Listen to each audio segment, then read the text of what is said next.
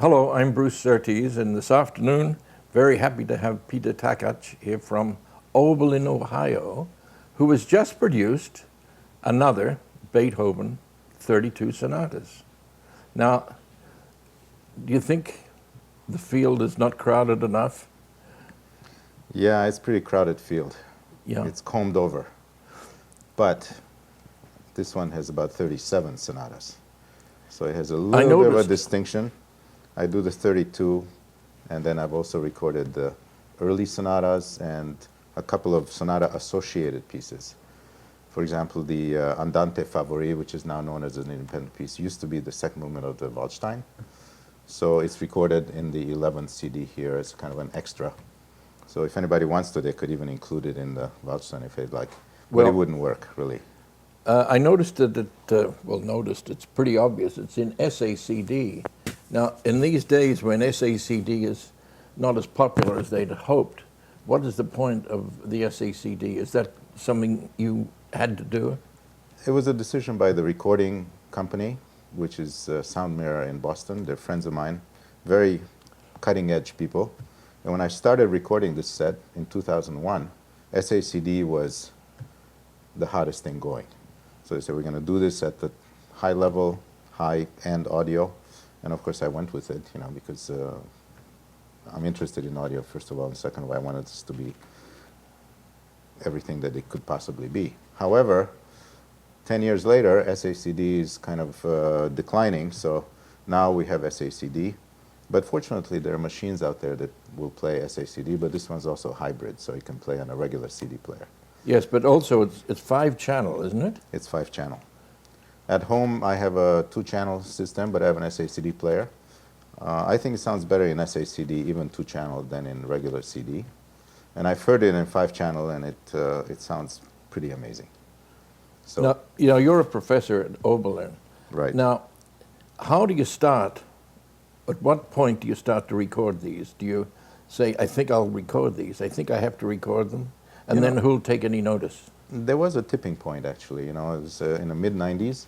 I had learned piecemeal maybe about half of the sonatas. You know, everybody plays the Pathétique, and I don't even think I played the Moonlight. Anyway, I got to a point where you can actually say, well, let's go all the way. And that happened around 96, 97. And so I just kind of jumped in the deep end. I said, I'm going to do this. So I booked 2 years' worth of recitals at Oberlin. 98, 99, and then 99, 2000. I did 4 recitals each. I started with the ones I knew, and then the rest I just had to start learning, including the Hammerklavier, which I had not played before. Well, you must have played little bits of it as a student, or... I knew the piece, and I had looked at the score, but I never really tackled it. So, but unfortunately, they won't let you record 31 sonatas, so I had to do the Hammerklavier. Yeah, yeah. Now, when you played your recitals, you would play in a certain way to suit the hall or the venue. In a recording, there's only a couple of microphones, 5 in this case. Mm-hmm. Did you modify your playing at all? That's an interesting question, you know, and in fact I had a discussion with a friend of mine recently about that very topic. Do you change the way you play depending on the size of the hall, or on the kind of piano you're playing, or on the repertoire? And my friend, who is a very fine musician, basically said I would not change a thing under any circumstances. I play it the way it should go. And I had a big disagreement with him, because I think if you play in a room, let's say in a living room with 20 people, I wouldn't play the same way as I put in a hall that seats 2,500. You know, it's a different amount of space that you have to fill. So for the microphones, that took some adjusting, you know, because it's very impersonal and it's very unforgiving. So at the beginning, I was kind of cautious when I started this cycle. And then over time, I kind of realized that, you know, you can always do it again. So it took me a little bit, but I think after a while, I just let her fly. When you say you could do it again, did you in fact do any again? I did. The procedure generally was to do every movement twice from beginning to end, which is a nice way to do because you have continuity and you have a sense of the structure and so on. And usually the 2 takes gave me maybe 75% of what I needed. As according to my producer who was listening, said, I think we're covered for these sections. And then the other 25% took twice as long because of problematic areas and also repeated takes and so on. So, and then there were the 1% that is everybody's fear, like parts of the fugue of the harmoclavier that were really thorny and knotty, and that took the most time. Just as an aside, will some purist find your thoughts impure? In the sense of actually The taking separate performance takes? practices and what is written and how you played it, if you reinforce any little parts? That's a big topic for me, is how do you deal with the score? Okay, I think about it a lot. In fact, I have various scores here. Can I show you some? Certainly. Okay. This one is a new edition of the Sonatas. It's by the Associate Board of the Royal Schools of Music. It's a wonderful score. It's edited by Barry Cooper, who's a big musicologist. And I like many, many things about it. For example, the notes, comments, can be separated. They come out, they have a little notch here. So as you're practicing your sonata, you can have the book next to it instead of having to go back and forth all the time. So that's very thoughtful. Nice edition, but it cannot possibly be the last word because they have to make decisions about stuff like staccatos and different sources and all that kind of thing. So any edition is some kind of a editorial composite of various things. Were you able to consult the original manuscripts at any time? I was. That's one of my great stories because I went to Bonn to look at the original materials, and I was not actually approved to go to the vault where they have the originals because I was not an accredited musicologist or whatever. But the director of the archive saw me sweating away in the library and he said, come with me. So he asked me, is there anything particular you'd like to see? And I said, well, I'm working on 111 right now. Could I see the 111? Because I knew they had in their collection. So he opens a big, heavy steel drawer, and he pulls out, he didn't even have gloves on, he pulls out the original manuscript of 111. The original? The original. And I'm going to confess this to your audience, but tears started coming down my eyes because I was touching the score that Beethoven held in his own hands. And it was unbelievably powerful to me. So let me show you. This is a nice edition. I don't endorse it. I don't get any royalties out of saying that, but it's nice. Let me just ask you, Yeah. did seeing that manuscript change the way you thought about the piece? I think it did. First of all, it put me in touch with kind of the authentic material. It just gave me kind of a contact with the original. Second of all, there are things in the manuscript that editions don't show. For example, some of the pedalings are sometimes longer, sometimes shorter, and they have to decide whether they're going to uniformize or not. So, beginning of 111. Pa-pam, pa-pam, ta-ta-ya-da-da-ti, pam, and then ba-dam, pedal. And how long do you hold that pedal before you release it? And in the book, it's a certain length, and in the manuscript, it's actually very clearly lined up with the rest. It's all kind of slightly diagonal. So to me, it showed me exactly where Beethoven wanted the pedal release. Off. Ba-bam. So I got real indications. Sometimes when you look at the score, if I may go on for a second, some things are crowded in different places. He didn't have enough room to write a decrescendo or crescendo or something like that, so they put in funny places. But you can immediately see where they're supposed to go. But in the edition, they have to put them where they think it should go. So yes, the answer is you really should consult the originals. Now to put in one more plug here, the Beethoven House in Bonn has put all of their materials online. You go to Beethoven House, you can Google it, and then you go to Digital Archives, and you click 111, and there's a photocopy of the score that I saw, and which I think is an amazing public service, and I want to give him huge compliments for that. Do you think that the sonatas are the actual embodiment of Beethoven's thoughts and you tell you everything you want to know? Is a score, does that give you enough information to make decisions?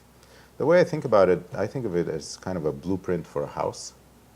Okay, you can't live in it, it won't keep you, but it's a plan. And then the guy that's building has to go in and make decisions about what that means exactly. And sometimes, occasionally, even make changes.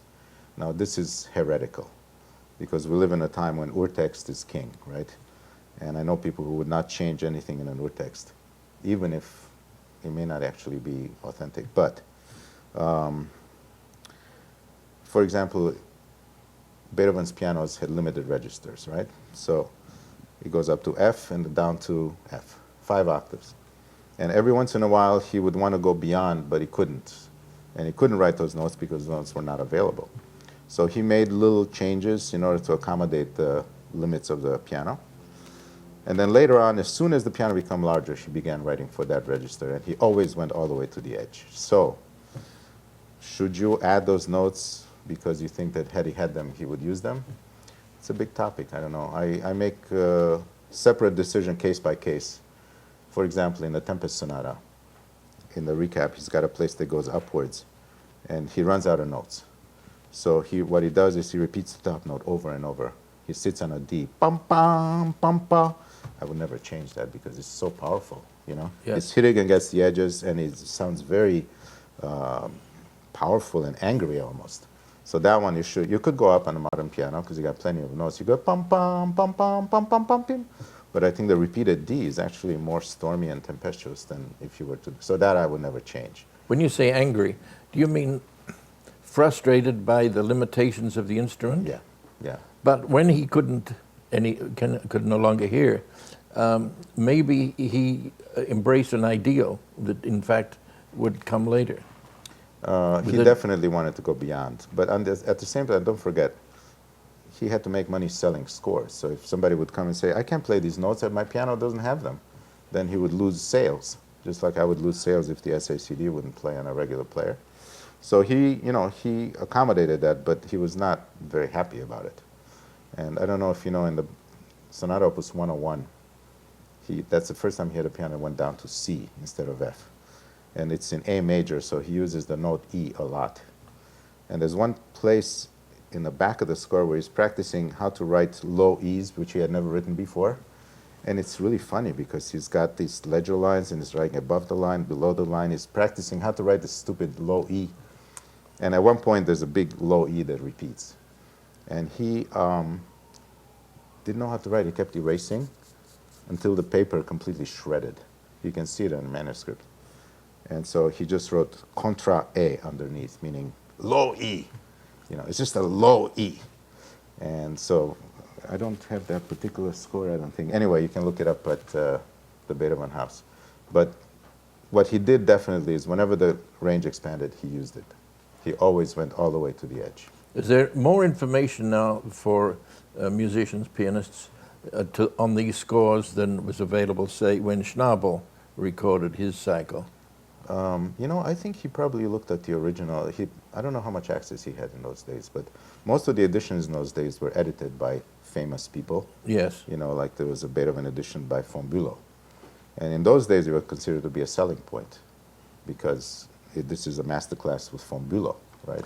But so they would have to make changes as they were making an edition. That was the selling point, you know, that you're getting the certified von Bülow version of these things. And for a while, I dismissed them, you know, but just recently I learned that it's a fantastic learning tool to look at von Bülow edition to see how 19th century people thought about Beethoven.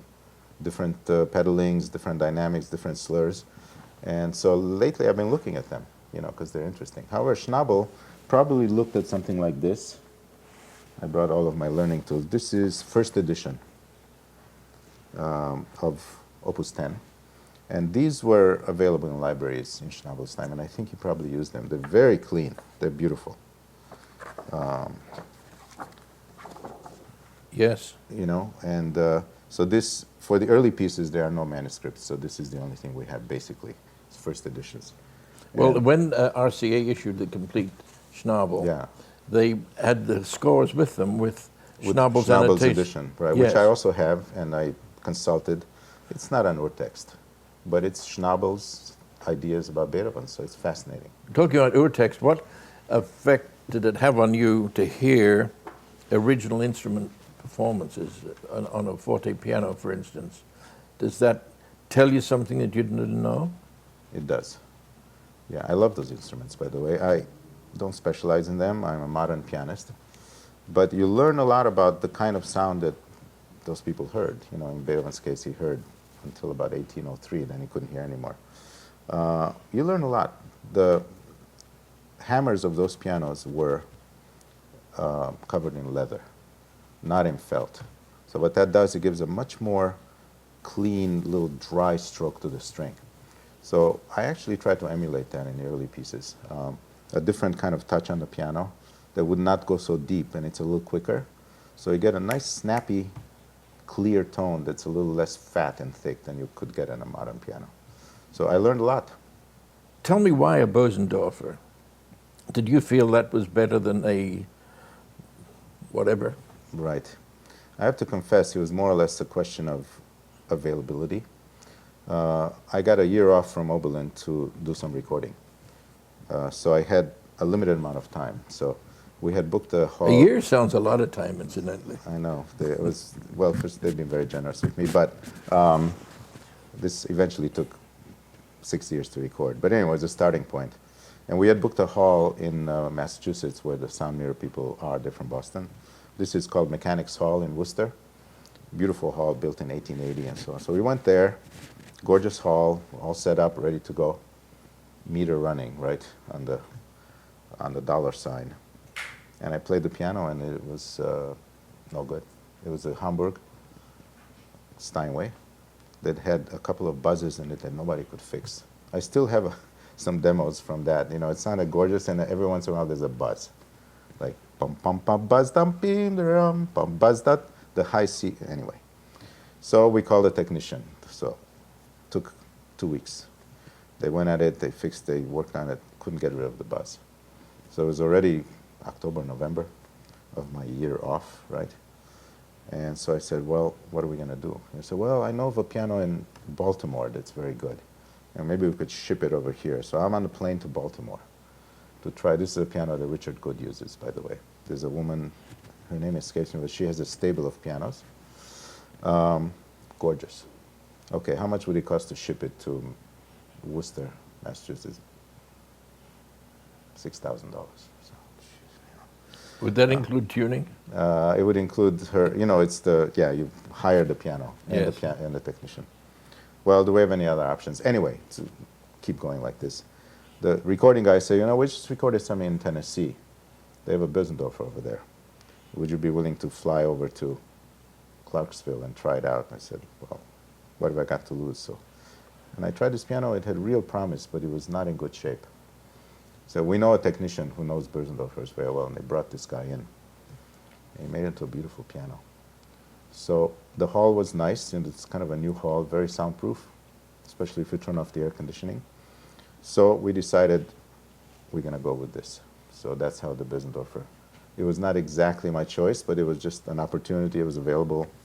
And the piano is gorgeous, but I have to confess that it had one limitation for me, and that is that it, above a certain dynamic, it didn't really want to deliver.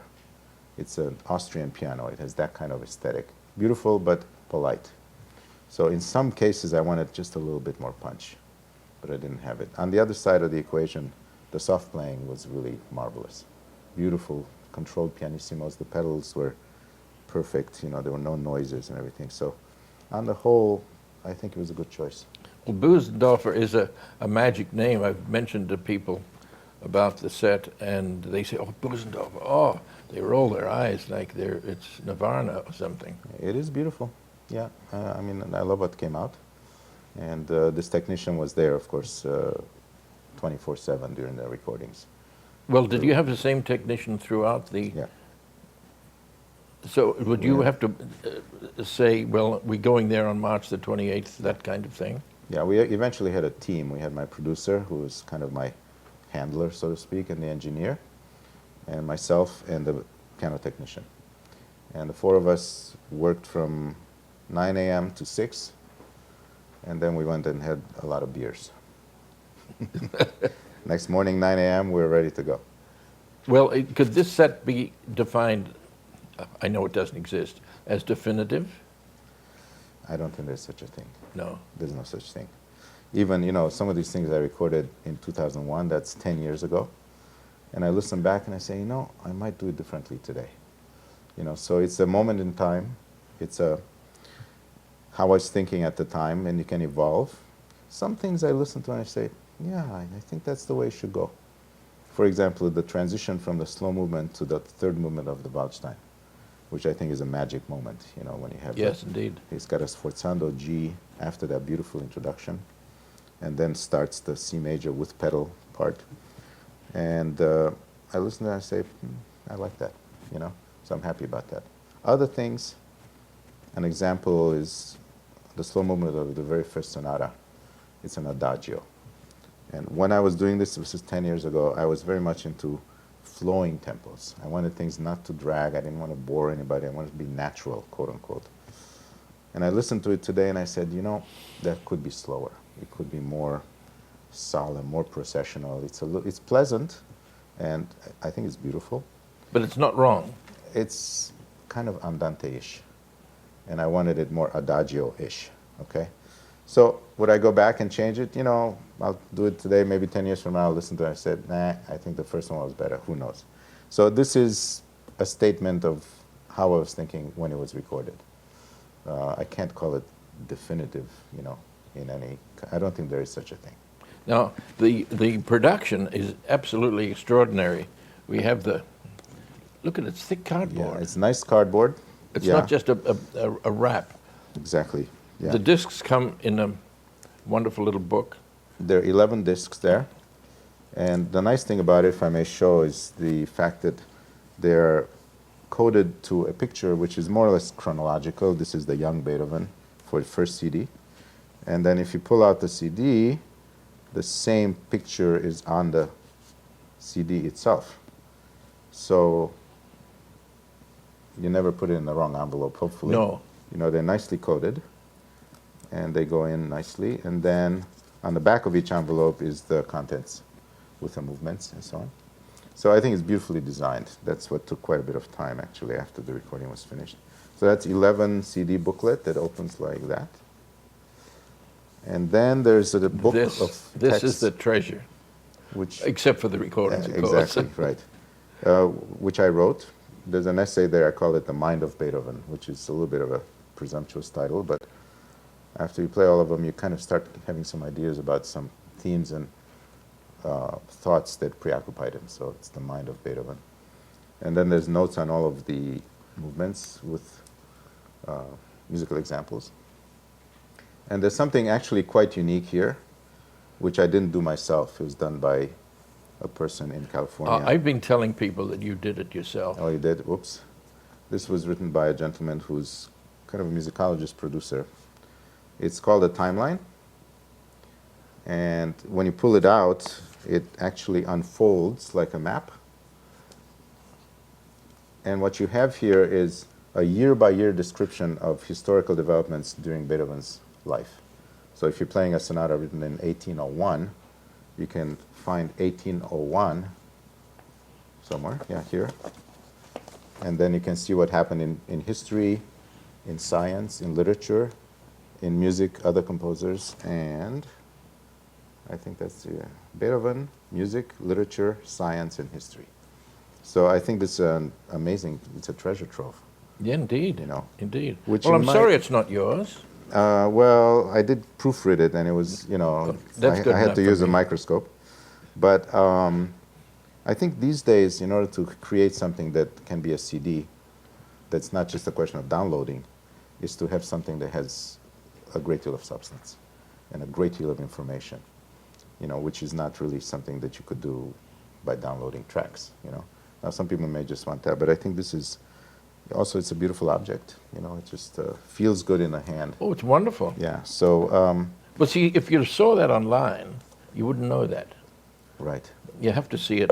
You have to, everyone that touches Listen to it that. feels very, they say, That's solid. They say, wow, this is, they're kind of stunned in a way, Yes. So I'm proud of it. Did you envision this kind of thing when you started? It kind of evolved. I mean, just designing this, how to house 11 CDs. You can have little envelopes stacked together and so on. But the idea of a kind of a book that opens, this was done by some designers also in California. So it evolved over time, and there were a lot of players acting on this. I mean, there was myself, and then there was these consultants, there was a designer, there was the label, and then the manufacturing of the CDs had to be done by Sony Austria, because there's not that many people that print CDs, SACDs these days. And this part of it was done in Hong Kong by somebody that does a lot of high-end recording projects. So it turned into a global event that involved a lot of different people, and I'm very happy that it's finally done. Well, is this distributed around the world?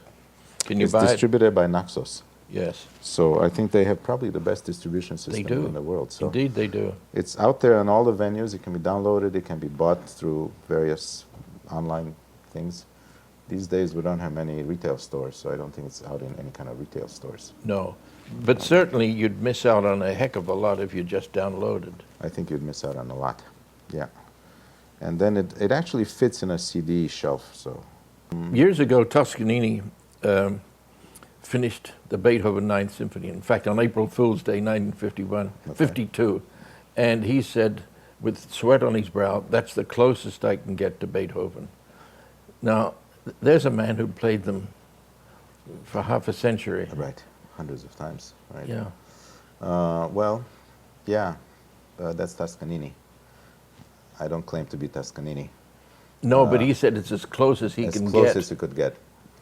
In other words, as close as he He can got get. to the bottom of the, he did everything could possibly be done with that. I don't know. I think there's always more to this. You know, I always talk to my students, and I talk about going for the gold that's on top. You know, you can like sift it and so on, but you got to dig a little deeper.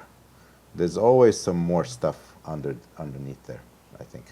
So maybe not Toscanini, but myself, I always think there's something more to be discovered, which gives me a chance to show you my other material that I brought here. This is fantastic. This is the autograph of Opus 109. And, you know, this is something that I do make a point of, and that when you're doing this work, you know, you really have to be kind of Sherlock Holmes. You know, it's not enough to have just this. This is fine and wonderful. It's just not all of the information, you know. The first edition has a lot to do with it.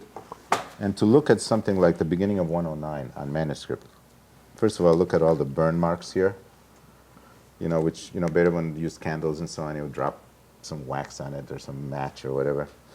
And occasionally there's a coffee stain or whatever, so it's very physical. But look at this first page of 109, My heavens. you know. I mean, you asked me before if That needs an interpreter rather than just a you copyist. have to learn how to read this stuff. First of all, his actual writing is very hard to read because it's kind of Gothic, Germans, and there are people that specialize in it. But then just seeing the spacing and the way he corrects things, I mean, he'll erase some stuff here. He has extra lines at the end of the line. You see the thought process. You know, you see his brain kind of saying, no, I don't think I'll do that. I think I'll do this other thing. Does it imply that he was in a hurry to get down what he had in his head? You know, I think it's absolutely true. Usually his score, this one not particularly, but they start very neat, you know, because they're supposed to be publishers, you know, printers' copies. And then as he continues, it gets more and more messy because his thoughts are ahead of his hands. So I recently saw a manuscript of the Diabelli variations, which were just acquired by the Beethoven House. Starts out nice and neat with the theme and everything, and each variation gets sloppier, and it gets more erasures and more stuff like that. So you can see the little wheels turning in his head, you know. What would you say is the difference between a Beethoven and a Mozart, where Mozart wrote it all out beautifully, didn't correct anything, and if it dropped off his bed, he didn't bother picking it up, he just wrote it out again. But Beethoven actually worked on these and made revisions to rethoughts, to coming back and all that kind of thing. Quite a difference, yeah. Mozart seemed to have things more or less ready in his head when he wrote. And I think, to me, Beethoven is the most fascinating in terms of looking at the manuscript, because you can see corrections, you can see changes. Also, there's sketches, which I can't read. You know, he used to walk around with a book always, and he would have a sketch for a string quartet, and right next to it, you have a sketch for the Ninth Symphony, and then there would be another thing for Missa Solemnis. And to decipher that is a lifetime work, which I don't do, but there are people that do it. And his sketches always show his bad ideas. Like he would have a theme that wouldn't work, and then you see him kind of working on it and working it out, and then eventually comes up with what we know. Is this when he could hear? No, I think he did that his whole life. He was, Yeah. Just a prodigious sketcher. And these books are also available now. But fortunately, they're available in a sketch photocopy, and there's also a printed version which people have actually written out. Because I can't read them. They're like little chicken scratchings. Yes. I'll give you an example from the Tempest Sonata. There's, when the theme comes in, bum, bum, bum, beam, the right hand has got triplets, ding, bum, bum, beam, dee, do, do, dee, when it crosses over. Well, in the sketches, all of this triplet stuff is only a chord with two little lines across it, meaning tremolo, meaning some repeated note business, or strings going taga-daga-daga-da. And then there's got the theme, bum, bum, bum, bee. So students that see the printed copy, they see triplets, they practice triplets, dee do do dee do dee do dee do dee dee do dee dee, whatever, to make sure that they're doing the triplets that Beethoven wrote. Well, he had an idea of just it was stormy stuff, So when I play it, I put the pedal down and I go bum bum bee. They're triplets, but it doesn't really matter. What you're going for is the effect of something very, very exciting. So if I hadn't seen that sketch, I wouldn't know this, because he had like two little lines across each chord, and when the chord changed, new chord, two little lines, which is basically string tremolo, right? So if this was written for orchestra, it might have been brrr, with basses going bum, bum, bumpy. So I learned something, which I wouldn't have known otherwise. So a collector who has several versions of all of these pieces, are they going to listen to certain passages and say, well, no, that's not how it's played? Oh, absolutely. Oh, that's good, isn't it? I think it's good. They're out there. This is what I thought at the time. This is my best judgment. What people think of it, I just can't control. And the field is so crowded. You're talking Schnabel, first one, right? Yes. And then you're talking all the other guys. There's Kempf and Barenboim and Brendel. And Gulda. And Gulda. And then there's the new guys, I won't mention their name because they're my competition. And somebody's going to listen to them and say, I think I like that better than Takacs, And the other thing is that there's so much material here. Maybe they'll say, I really like Takacs' Tempest. I think he really captured the thing. But I don't like his Moonlight as much as, somebody else. So, well, that's their problem, isn't it? yeah, they just have to make a choice. Very frequently you see criticisms of artists who have the music in front of them, sometimes violinists, sometimes pianists.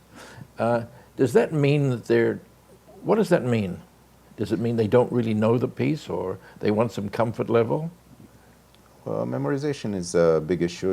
People didn't used to memorize works. In Beethoven's time, they all used scores. And there are people today, they use scores for security or whatever. But the culprit is Mr. Liszt, because he's the one that started playing what we call the modern recital from memory. And so ever since then, we feel obligated to memorize. I think there is some kind of sense of having internalized the material when something's memorized. It's kind of like an actor learning their lines. You don't go around with a score in front of you.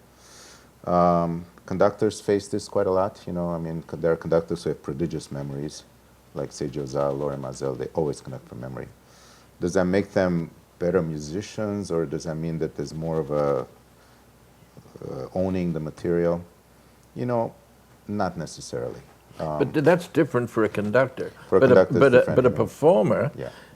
Couldn't the memorized score be tweaked to their brain would change it slightly? They would, yeah. Once you internalize a score, then really the visual part really should be irrelevant, because that's just, as I said, a kind of a blueprint thing. I memorize all of my music when I play solo. When I play chamber music, I don't memorize, And there's a kind of an issue also of having something basically memorized by having a score in front of you. And sometimes I'm in the middle of something, I look up, I actually get confused, because suddenly I'm seeing something that I was playing from memory. So I think in general for soloists, from my point of view, it's better to memorize. Now there's various stories out there. For example, Richter, he had something like 100 recital programs memorized in his head. And at a certain point, his perfect pitch shifted when he got to be about later 50s. And so he heard a half step high. So he would be playing something in D major, and he would hear it in E flat major in his ear. And he started getting confused because what his hands were doing was not, agreeing with what his ears were doing. So that's when he started playing with the score. And as you know, Richter in the later years always played with score. So that was kind of an issue for him because he has amazing perfect pitch, but then it shifted. Happens with age. Anyway, that doesn't give a definitive answer. A lot of people play with music these days, and as you get older also, maybe sometimes your memory is not quite as reliable. Now, I played the cycle in public from memory, but when I recorded, I made these composite scores of whole movements in kind of a miniature score version. I had this big cardboard in front of me that had an entire movement. I didn't use it much, but just sometimes I did refer to it, and since it's not a video, then it was not an issue. Well, in recital, when you played these, in what order did you play them? Did you create a little program of contrasts? I did. They were not chronological. One thing I do believe about these is that the opus numbers should be played together. For example, opus 10, number 1, 2, 3. Because Beethoven had a real plan in the early days when he had an opus number with 3 sonatas in it. He had some kind of contrast built into the selection. For example, opus 2, number 1 is F minor, very stormy. Opus 2, number 2 is A major, which is kind of a Haydnesque, very light. And opus 2, number 3 is C major, it's very brilliant and virtuoso. So he wanted them to have a kind of entity feeling to them. Same with opus 10, and maybe same with opus 31. So that's one thing I did do, is always the opus numbers were together. Well, when people say a piece of Beethoven is Haydnesque, what are they actually saying? Well, Haydn was his teacher, although they didn't get along all that well. Haydnesque, I think, means very classical, very orchestral, and also kind of witty. If you think about opus 10, number 2, F major, pum pum, pum pim, short little themes, nothing romantic and nothing huge. Same with opus 2, number 2, pum pum. In fact, for a while, I couldn't remember which one was opus 2, number 2, and which was opus 10, number 2. And then I remember opus 2, number 2 goes down, and opus 10, number 2 goes up. So that's how I remember. Well, Alfred Brendel is touring and wrote a book on humor in music. And he said that Beethoven had a sense of humor, and apparently nobody else did. Well, there's some people that don't believe that Beethoven had a sense of humor, and I think they're crazy. Of course he had a sense of humor. I mean, he actually liked to trip people up, like in the scherzos of the symphonies. Yes. Or in the Eroica Symphony when the horn comes in early. I'm not sure that's humorous, but it's kind of like pulling people's leg, And especially a person that I admire a great deal is Claudio Arrau. He didn't believe that Beethoven had a sense of humor. He doesn't believe there's humor in music in general. I think he's missing a boat somewhere. And the way he plays the great pieces like 111 is absolutely overwhelming because it's profound and it's dark and it's transcendent. The way he plays the lighter pieces, I think it's too serious. Like Opus 30 on number 3. Dim ba-dum, pom pom pom. That's kind of cute, it's sort of funny. That's not dim ba-dum. It's not 111, So you have to play with it a little bit tongue-in-cheek. I even put words to that, by the way. Liebst du mich, ich liebe dich, ich liebe. So it's like somebody saying, do you love me? I said, of course I love you. So, question and answer. It's a question, It starts with a funny chord, Tim, ba-dum. So I think it's lighthearted, Of course he has a sense of humor. But not frivolous. Sometimes even a little bit frivolous. He had a pretty kind of peasant sense of humor that was sometimes fairly, off color, in conversation books and that kind of thing. We can't hear that in the piano sonatas. No, that I don't play off color. What's Beethoven's greatest piece? If you had one piece of Beethoven. That would be presumptuous. Maybe you should ask me which I think is the greatest piano sonata. I wasn't thinking of sonatas. No, I think of greatest piece? Oh, boy. I don't think I can.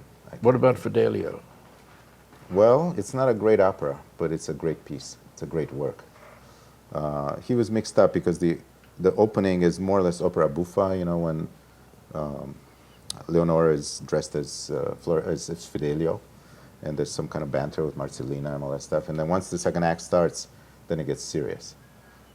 And I think the second act is really quite powerful about injustice and about suffering and about deliverance. And a lot of it has to do with conjugal love, which he never had, but it's something he aspired to. So being liberated by his wife, you know, was a great thing for him. So there are parts of the piano sonatas that have Fidelio in them. I especially think about the second movement, third movement of Waldstein, which starts in a low registers. It's kind of like being in a dungeon, and then it rises, and then the third movement is like a song of hope.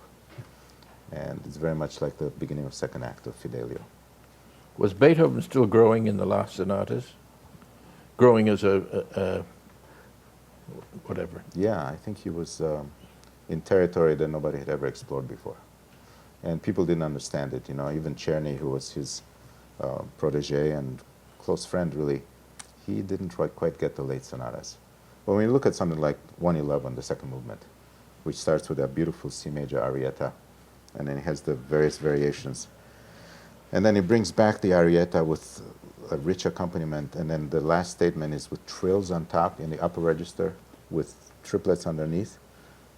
It's just unheard of. You know, it's kind of cosmic music as far as I'm concerned, you know, timeless. And you know, there's an anecdote about that because it's a two-movement sonata. So his publisher said, I got the two movements, can we expect the third? And he says, he wrote back and he said, no, I've been pretty busy, I'm sorry, I don't have time. Well, you'd say then, as they say about Schubert perhaps, he'd said all he had to say on that subject. I think the second movement of the 111 is valedictory. It's Really? kind of, I don't think he knew that he wasn't going to write any more piano sonatas, but he has the feeling of a final statement, absolutely, absolutely. Of course, he did write Diabelli Variations and wrote some bagatelles, and he arranged the Grosse Fuga for piano four hands, which has an opus number of its own, opus 134. Well, an interesting part of this set, incidentally, is the sonata for four hands. If we're going to do all the sonatas, we have to do all the sonatas. So I asked my friend Janice Weber to join me, and we recorded. Is she a student or a fellow? No, she's a friend. A friend. And it's secundo, so is it difficult? she plays secundo. They're equal. Yeah. But it's not a hard piece. It's No. a minor work. Okay, Peter, thank you very much for coming up from Ohio. My pleasure. It's going to be bad, as we can hear the weather is changed. But this is a magnificent set, and I've heard, not all of it, but quite a lot of it, and I'm very, very happy with it, very Thank happy. you. Thank Particularly, you so you don't look at the boxes while you're listening to the music, but the whole production is quite magnificent, and I'm very glad you did it. I appreciate that, Bruce. Thanks a lot. Well, thank you for putting up with us for the last half hour or so, and we'll see you next time.